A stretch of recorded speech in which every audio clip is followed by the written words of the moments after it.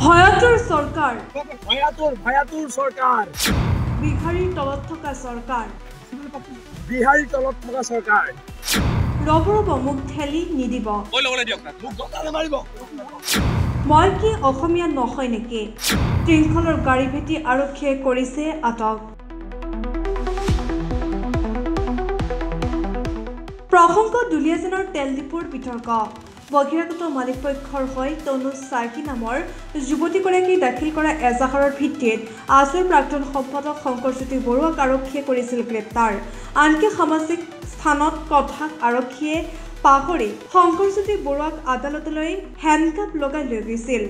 আৰক্ষীৰ এই কাৰ্যত লাইটজুৰি দিয়া হৈছিল গৰিহণা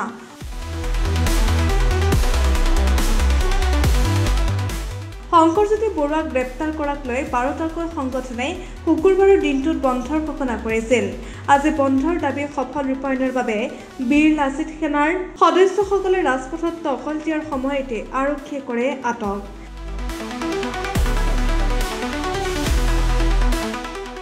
শৃংখল চলিহাৰ গাড়ী ভেটি পথৰ পৰাই তেওঁক এইদৰে ঠেলি হেঁচি কৰে আটক এজন অসমীয়া হিচাপে শৃংখলে চিঞৰি উঠিল মই অসমীয়া নহয় নেকি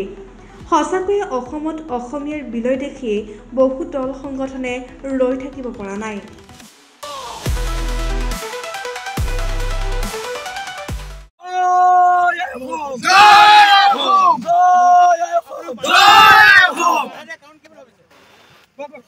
ভয়াতুৰ চৰকাৰ